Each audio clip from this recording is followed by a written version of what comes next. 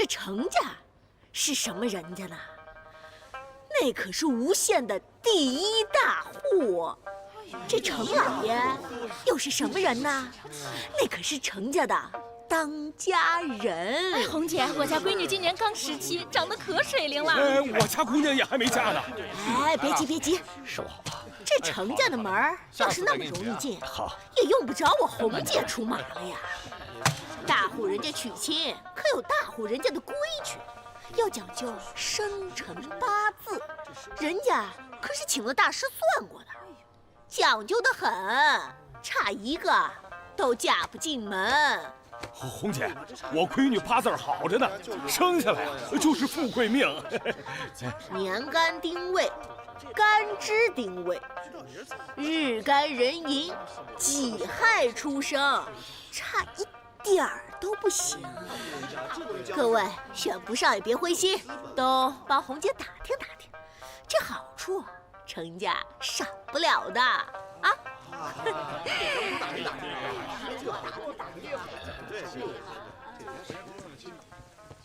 红姐，红姐，红姐，红姐，那个，我听说你正在给程家说媒呢。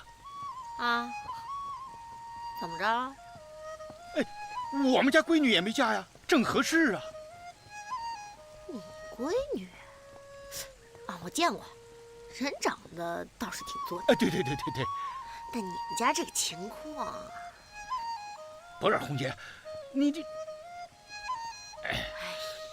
红姐啊，我家呢是配不上人家程家，不过我女儿的生辰八字正合适嘛。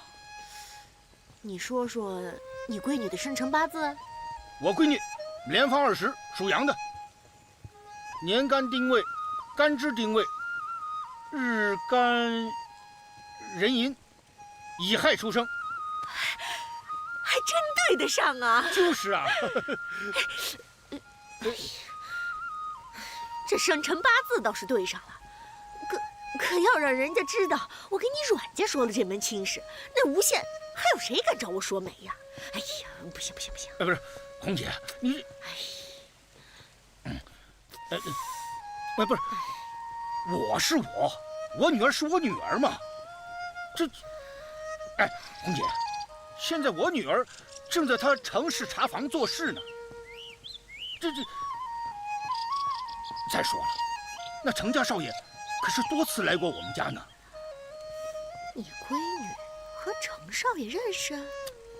那是救命的交情。哦，那倒是好了。千真万确。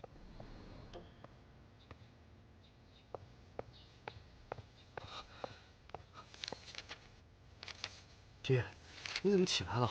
怎么不躺着好好休息啊？哎，闲不住啊。爹，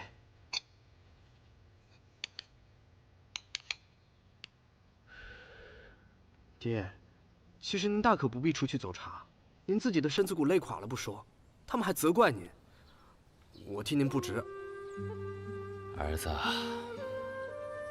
程家的规矩你是知道的，向来是传长传嫡，程家早晚会落到你的手里。若是有一天爹不在了，爹，你该如何？程家又该如何？主事人是一份责任，是家族血脉的凝聚，是我们程氏茶行世世代代的心血。走茶不是为了一时的利益，而是为了一品民风的传承。爹的这些心思，别人未必懂，但你一定要懂。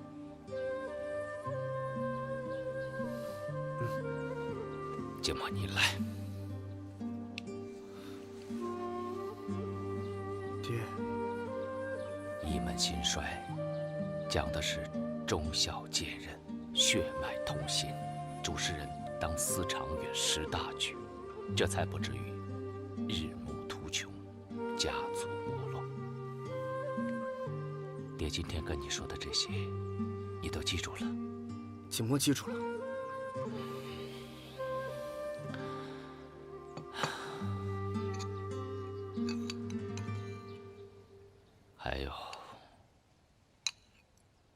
爹，我知道您想说什么。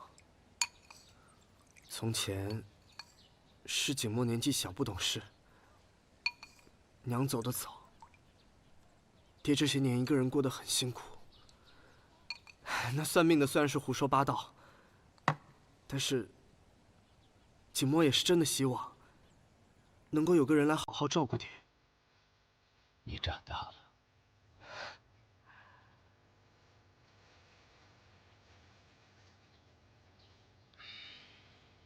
爹，还有一件事情，景墨想告知你。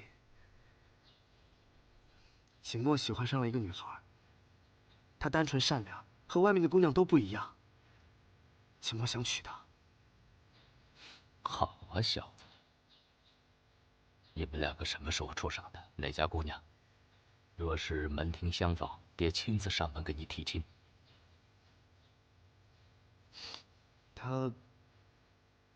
她是西山茶园的采茶女，爹并不认识。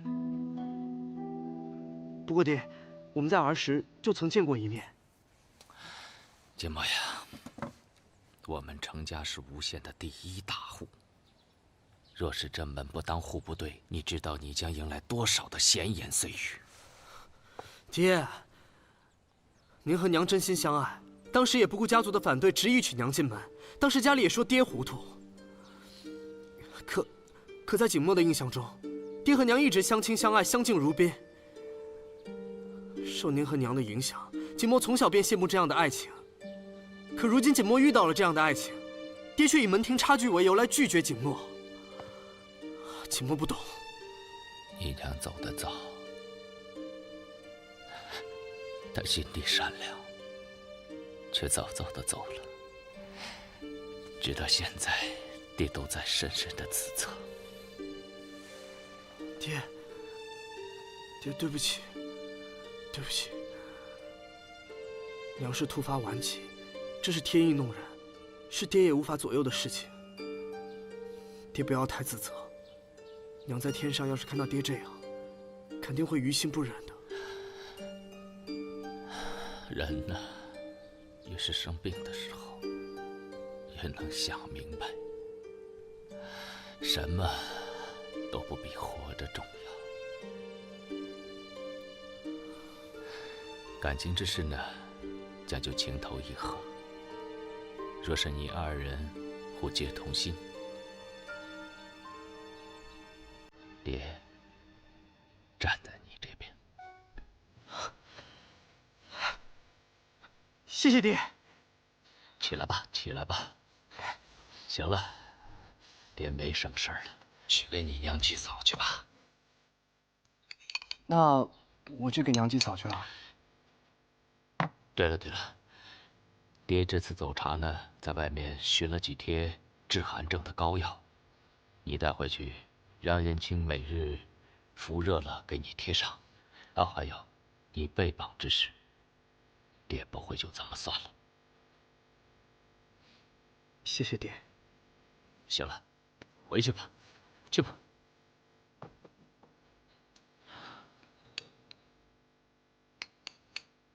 还愣着干什么呀？难不成让爹现在就去提亲？谢谢爹。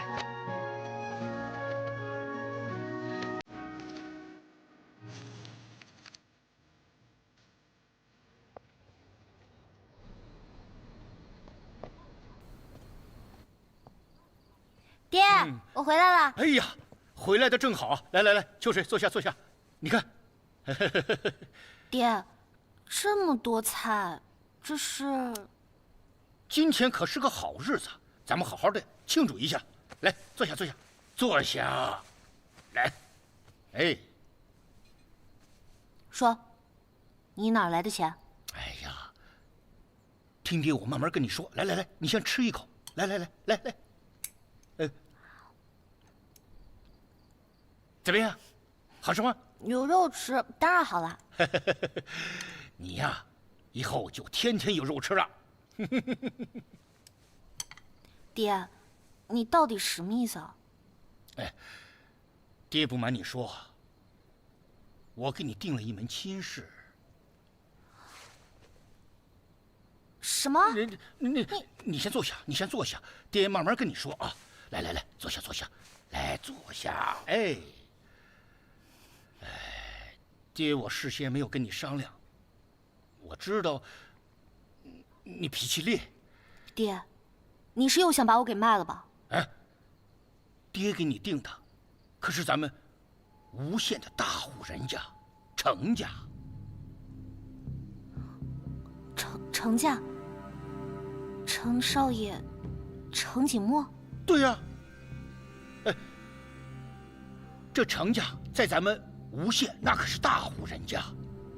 爹是看你跟程少爷早就认识，爹觉得呢，你们这是缘分呢。程景墨，没想到你是真的。以后进了程家，再也不会有人看不起你了。爹呢无所谓，我只是不能让我的宝贝女儿再跟着爹受这种委屈。哎，秋水啊，爹看得出来，那程少爷是个好人，你嫁过去肯定不会受苦的。爹就是希望你们俩永远开开心心的过好日子。哦，对了，我想起来了，爹跟你说了这么多，我那厨房里还有一个菜呢，我给你端来啊。哎，你先吃啊。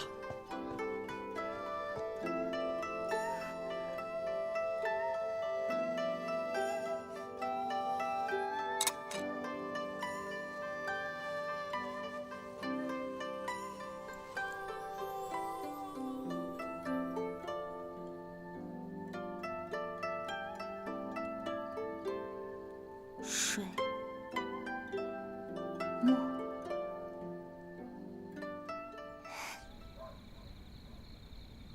乔老爷，他家姑娘不仅人长得水灵，是又能干又贤惠，而且呀，这生辰八字一个不差。这姑娘我认识，从各方面都没得说，是挺不错的。哎呀，就是嘛，这可是天大的缘分呐！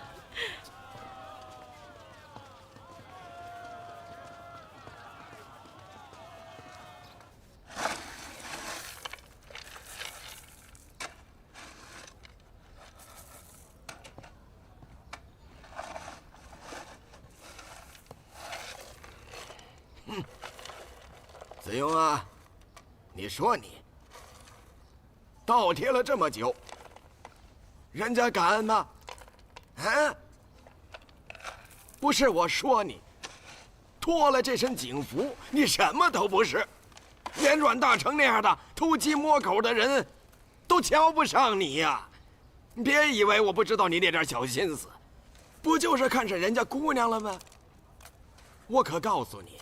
往后你再送多少东西，送多少粮食，不管用了，人家姑娘等不到你发财那天了，她呀，要嫁人了。怎么可能啊？秋水跟谁嫁呀？瞧你这副德行，我看见你都替你害臊。感情啊，人家没告诉你吧？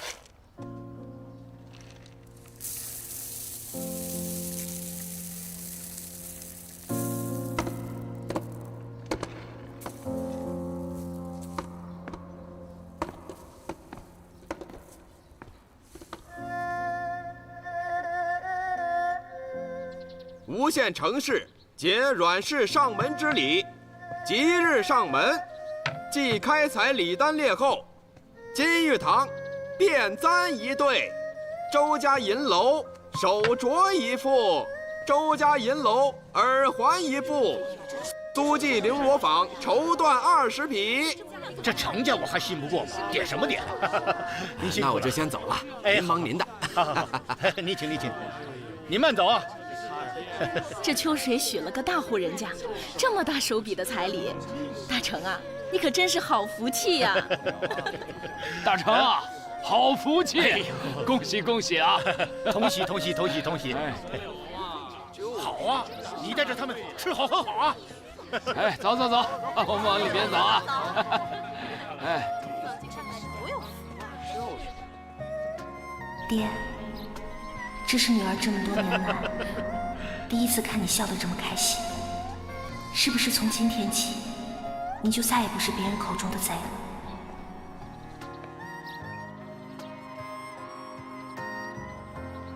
程叔，哎，子庸啊，我正要派人找你去呢。来来来，进来坐。我来给你送米。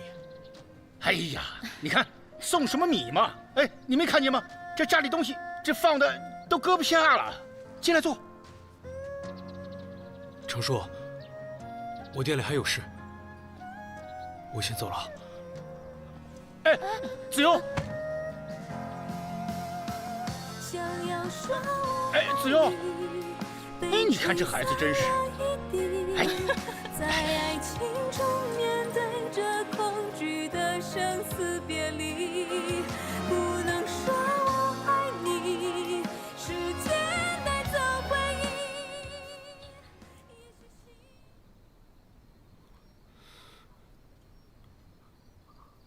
我想带你走，随便去哪儿都成。就是这么多年了，难道你还不明白我的心意吗？我明白。我喜欢你，我想要娶你的。所以这么多年来，你给我家送的米，其实都不是剩的，对吗？为什么要这么做？你明明知道我最讨厌别人献殷勤，最害怕欠人情，最不愿意接受别人无缘无故的好，是不是？对，就是因为你这样，所以我才不能告诉你，不然我知道你是断断不会接受我对你的好。对，你说的没错，我就是这样的人，不喜欢欠别人的，所以，我把这块表从马六那里给你赎回来了。子庸哥，谢谢你这么多年对我的好，我会一直记在心里。谢谢你。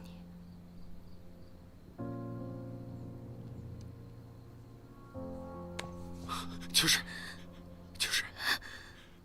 你跟我走吧。虽然我现在穷，不愿说再见，但我愿意为你付出所有。我去种，我去做工，我不会让你跟程叔失控的。演一场离别，空气中搁浅，画面被冻结，风久违的当年，倒转奔跑的昼夜，仿佛是昙花一现，匆忙的岁月带走的昨天，想要说我爱你，被吹散了一地，在爱情中面对着恐惧的生死别离，不能说我爱你，子庸哥，时间带走回忆，我怕自己再多说一句，就会让你重燃希望，索性就这样看着你走。风久违的当年，倒转奔跑的昼夜，仿佛是昙花一现，匆忙的岁月带走的昨天，想要说我爱你，被吹散了一地，在爱情中面对着恐惧的生死别离，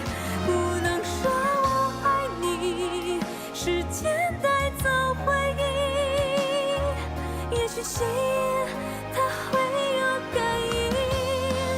多年后相遇。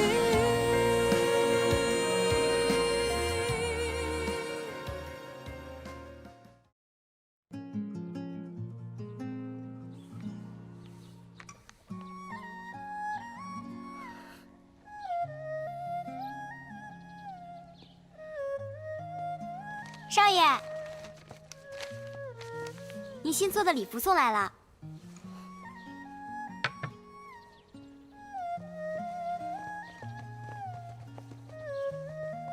太好看了，简直就像是为少爷量身定做的一样。你个木头脑袋，这本来就是我自己设计的，能不好看吗？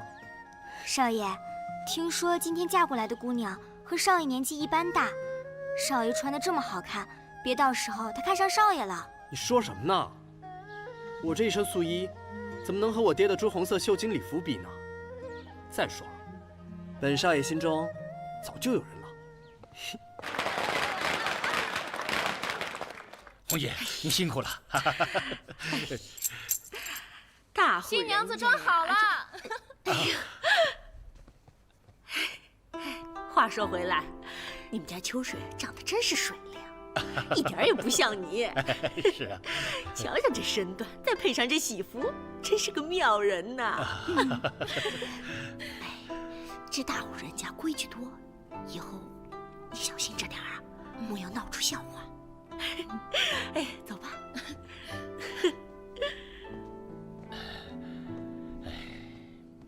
爹，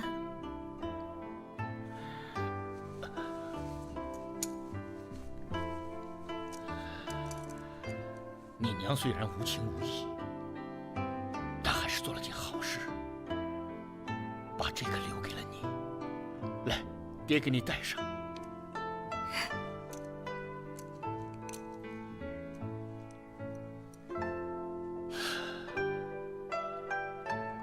到了程家，要好好照顾自己啊！爹，以后我不在你身边，你可得照顾好自己，听到没有啊？你可不能再出去喝酒赌钱了。臭丫头，你出门了还要管我？快点走，你走了，爹就清静了。爹。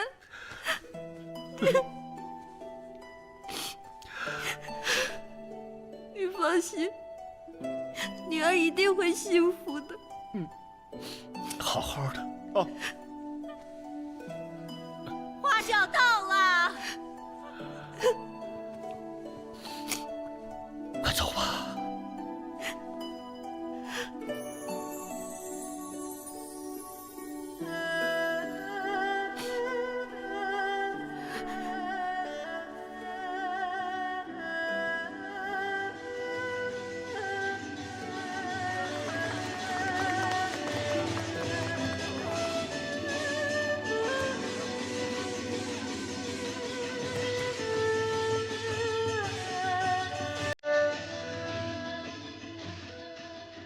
起轿！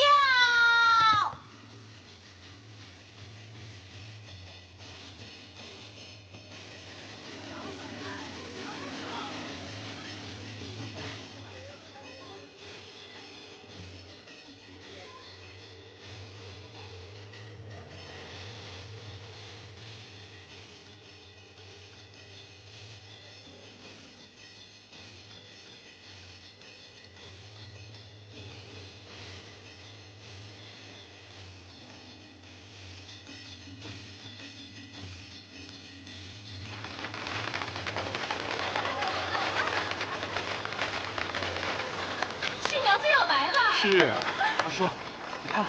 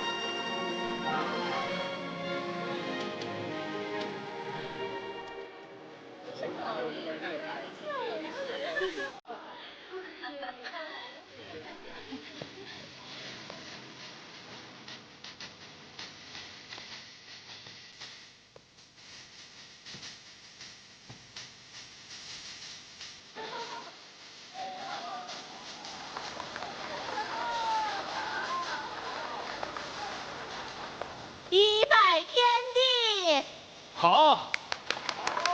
一鞠躬，喜拜天，天作禾，花好月圆。二鞠躬，喜拜地，地成美，龙凤呈祥。三鞠躬，拜天地为媒，两相守，天长地久。二拜高堂。一鞠躬，一拜父母养育恩。二鞠躬，再拜父母恩泽厚。三鞠躬，愿高堂照耀永流芳。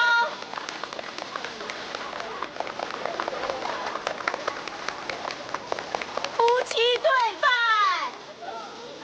一鞠躬，相识相爱到永久。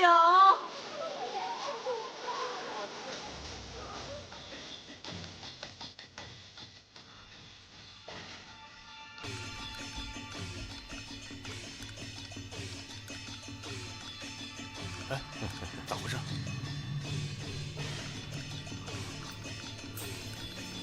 你怎么了？这声音，他不是程锦墨，是谁？啊！他懂不懂规矩？这太不讲理了！为什么是他？他怎么会在这里？搞错了，一定是搞错了。为什么不是程锦墨？这太不讲理了！这是干什么呀？这是？像话吗？哎呀，快盖上，这可不能掀啊！不对，你这样还愣着干什么？赶紧拜堂！老爷，老将是怎么回事？这没有错呀，红姐。这是要嫁给老爷的软秋水啊！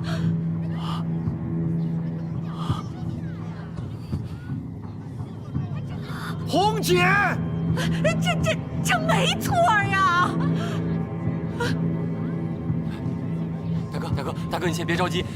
哎，大哥，小叔，快喊大夫！快去叫人！快去喊大夫！大哥，你懂不懂啊？这盖头不能掀！吴大夫啊！东升，东升，姐，东升啊！姐，都散了！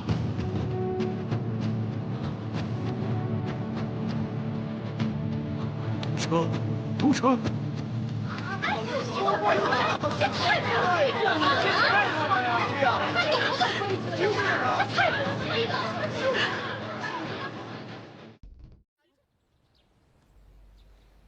这大喜的日子，你说这，哎呀，你先别说话。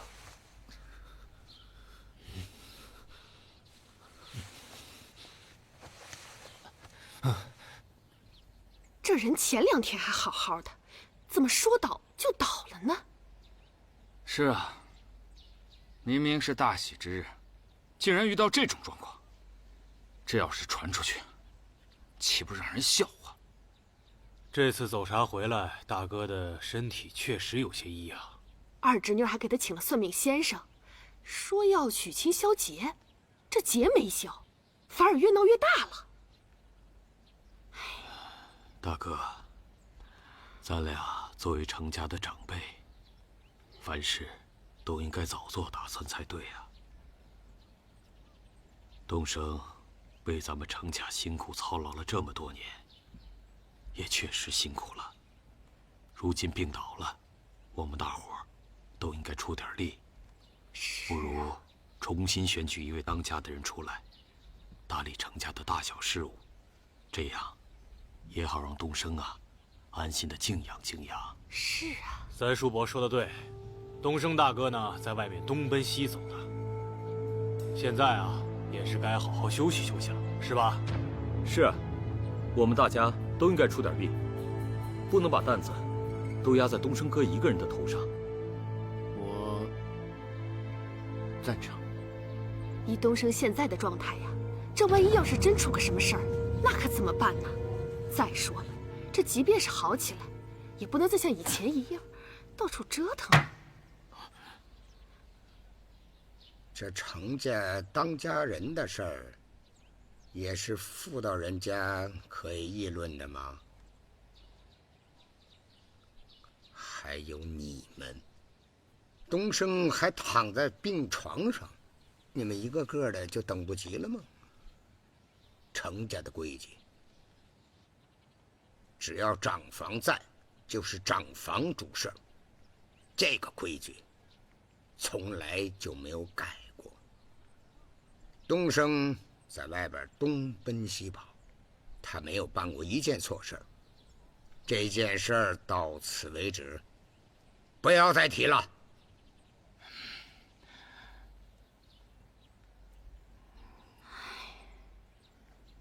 韩生，你再下去看看。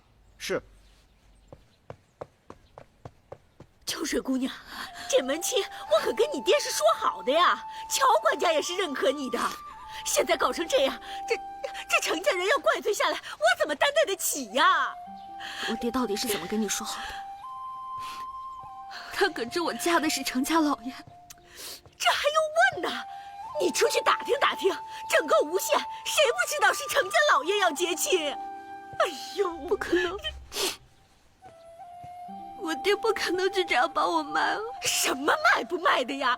这么天大的篓子，怎么着你也得顶着，跟我可没关系。哎呀妈！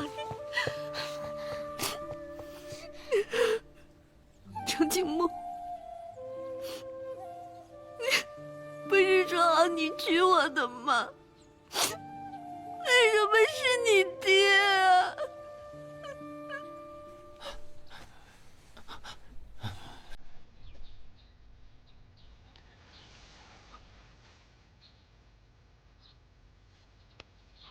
吴大夫，我爹怎么样了？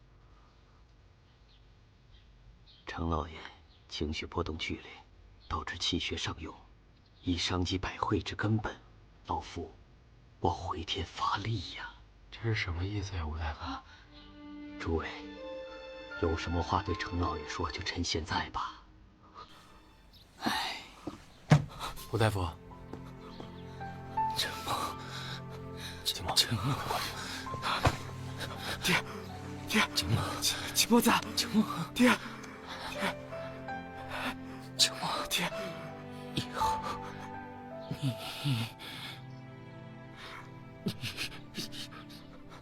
就是当家的了。记住爹的话，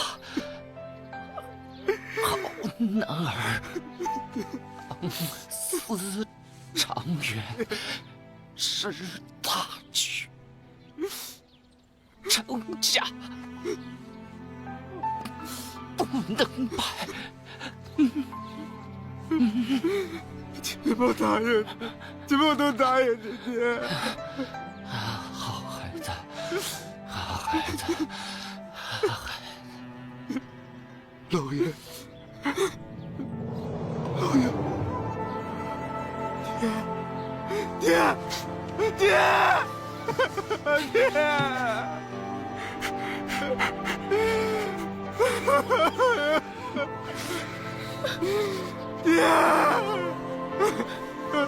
不要离开我！乔叔，去通知他们吧。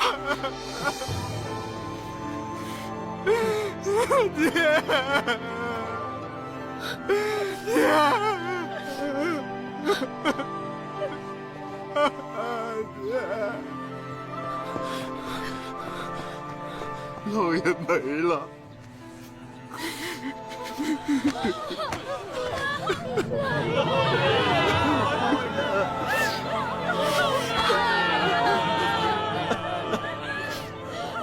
老爷走了。什么？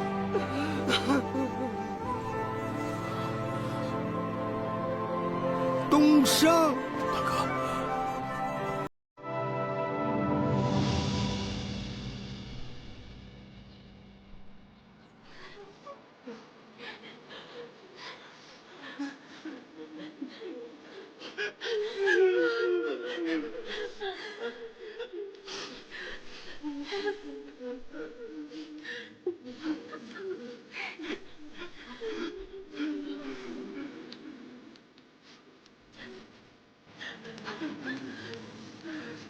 各位族老，各位长辈，各位乡人，今天我们怀着万分沉痛的心情，悼念我敬爱的父亲程东升不幸离世，并向他做出最后的告别。首先，孝子程景墨，万分感谢大家不辞辛劳地来到程家，共同承担这份悲伤。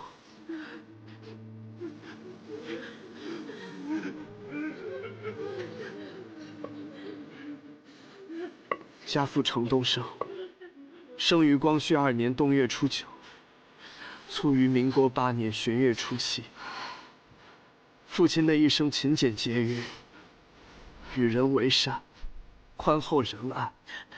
17岁担任程家第4代家主，在他担任家主的这段岁月，兢兢业业，勤勤恳恳，心系家族，任劳任怨，毕生致力于让无限的茶叶走出去。在我的心里，父亲的人格是那么伟大。在爱情里，我的父亲冲破世俗的枷锁，娶了他一生挚爱、出身寒门的我的母亲，并且在父亲的一生中，也只娶了我母亲一人。在生活上，勤俭节约，对待生活贫困的人，父亲常常给予帮助。父亲的性格和为人，也深深而又久远地影响着我。教叔，新娘子怎么办？拜过堂了，就是程家的人。不过，老爷是在拜堂的时候出的事，他现在不宜出来见人。你带他去老爷的房间。老爷的房间布置好了吗？我这就去安排。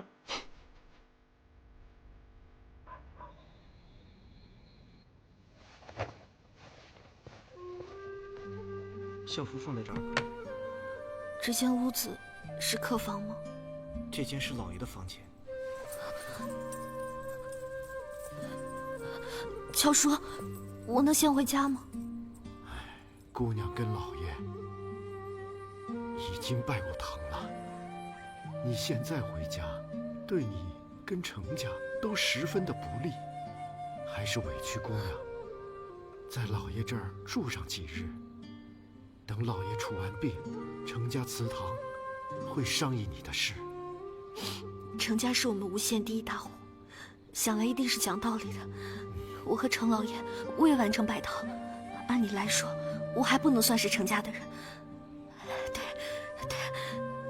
但程家现在这样的处境和心情，我能理解。那我这几日就先在这待着。姑娘明事理，还请姑娘换上校服。不管是夫人还是采茶女的身份，都应该这样。好，我还有事，先告退了。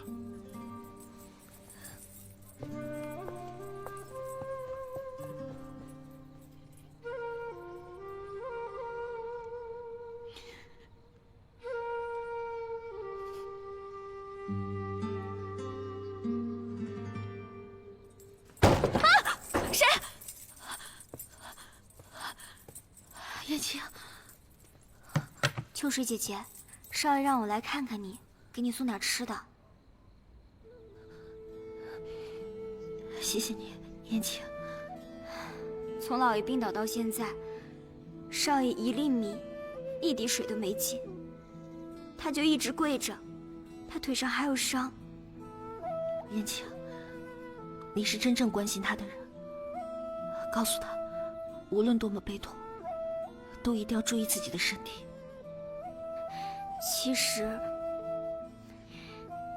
其实我一直想问你，你为什么会答应嫁给老爷？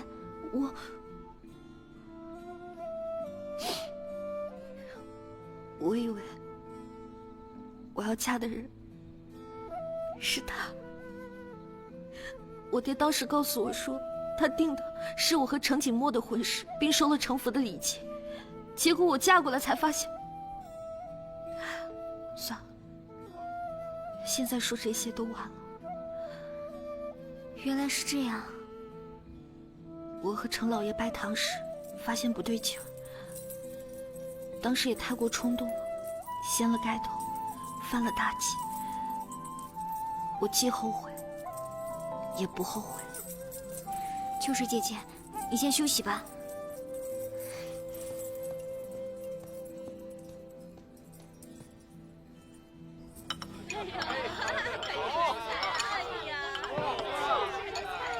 哎，各位，你们菜不够接着加啊！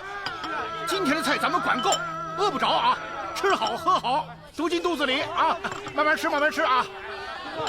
哎，我说诸位啊，这菜呀敞开吃，今儿咱有好酒啊，吃好喝好啊！哎，红姐，来，坐下吃吧吃吧，你别客气啊，这啊。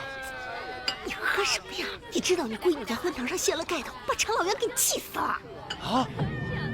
哎呀，天天就知道坑蒙拐骗。哎呀！少爷，秋水姐姐让我告诉你，要照顾好自己的身体，才能给老爷操办好后事。少爷，我扶您去吃点东西吧。少爷，我在这陪着你，你先下去吧。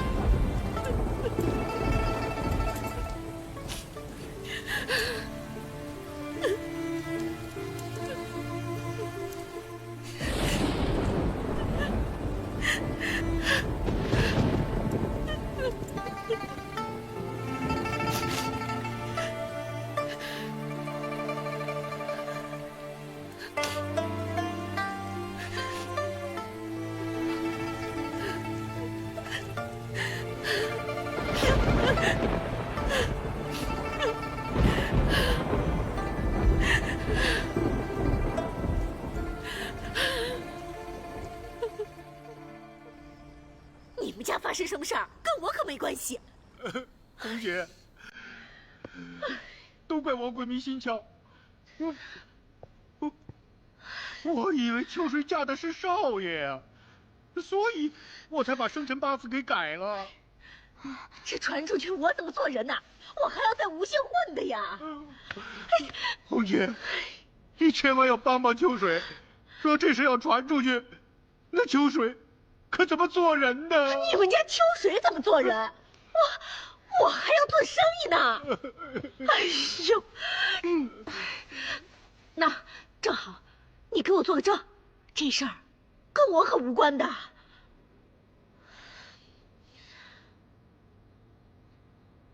这事儿虽然是个天大的误会，但也不能说跟红姐一点关系都没有啊。再说了，我们程家最注重清誉了，这要是被你出去胡说一通，程家肯定不会放过你的，你说呢？是不是？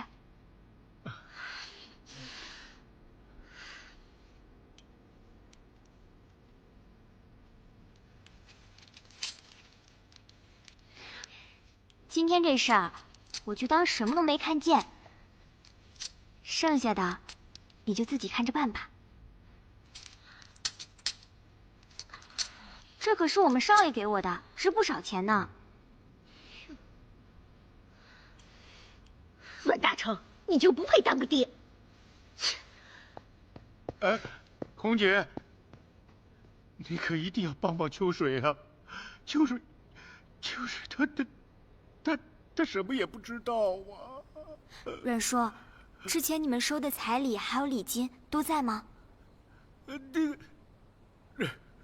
我花了，赌了。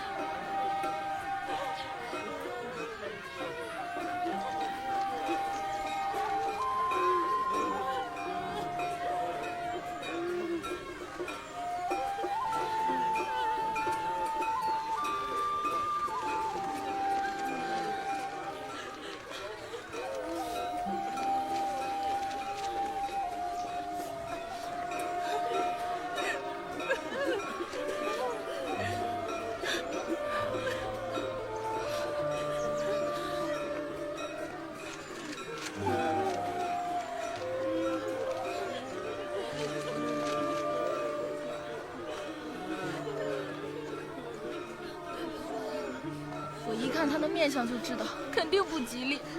别胡说，秋水姐姐虽然平时与人交际甚少，但她绝对是个好姑娘。我们在茶园共事过一段日子，她待人真诚友善，说话有理有据的，还帮过我很多，我很感激她的。他明明收了彩礼过了门，在那么多人面前说那么不知轻重的话，老爷就是被他气死。都给我住嘴！从现在开始，谁再胡说八道，就结账走人吧。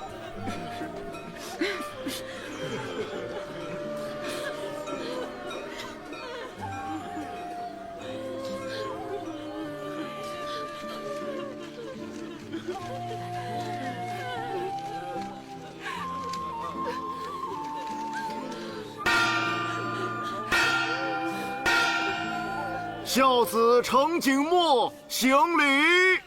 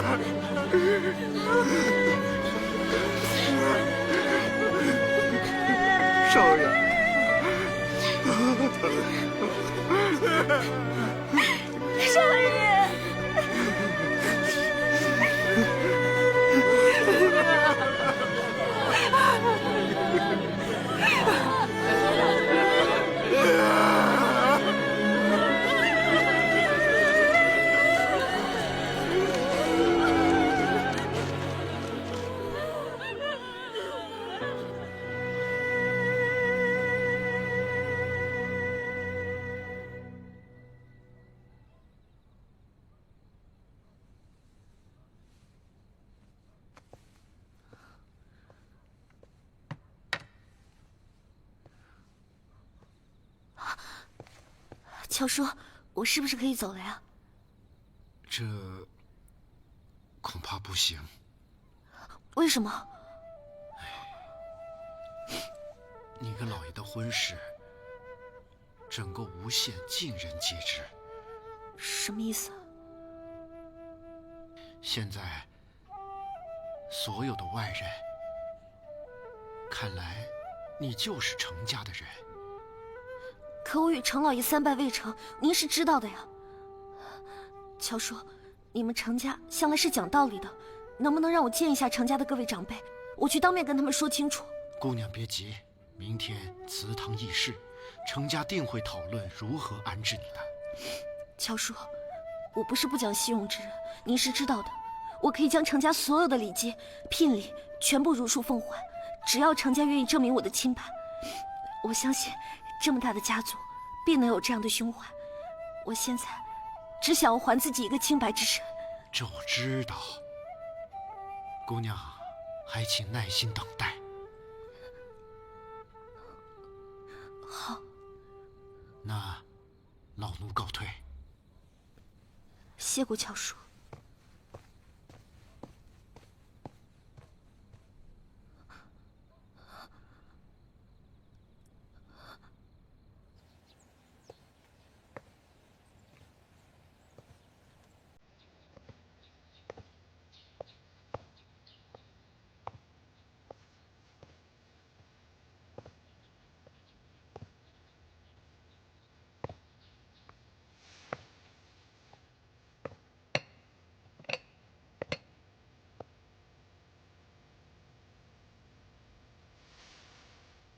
大爷爷，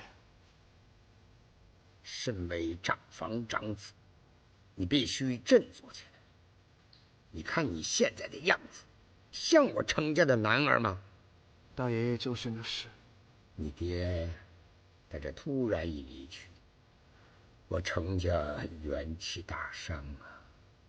但总得向前看呐。按规矩，从今以后，你就是程家的家主，家里的重担你要担起来。景墨对生意上的事毫无经验，由家族长老们拿主意便是。糊涂！程家从来都是长房当家。景墨还要去寺里给父亲点长明灯，就不打扰大爷爷了。你呀，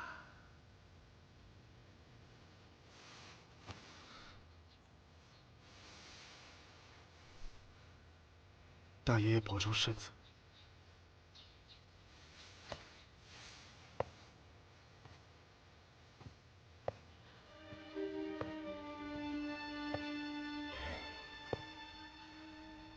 您这么匆忙把我们叫来，有何事啊？咱们程家怎么出了这么不孝的子孙啊？现在景墨年纪还小，若是让他来打理程家的大小事宜，也确实是有些不妥呀。话虽是这么说呀，可是咱们程家的规矩，从来都是传长传嫡。你我都是长辈，如果在咱们这儿坏了规矩，将来咱们下去怎么对得起列祖列宗啊？可这万一他没这本事，经营不善，那我们岂不都是？你给我过来！就这事儿，你必须给我说清楚。瞧你办的什么事儿啊？这是你干的好事，你给大家好好说说。什么事儿啊？程长老，这事儿不怪我呀！当初是按照乔管家给的生辰八字配的姑娘，可谁知那阮秋水为了攀附程家，竟然和他爹一起串通起来改了生辰。什么？我可警告你啊，此事关系到程家的颜面，你可不能信口雌黄。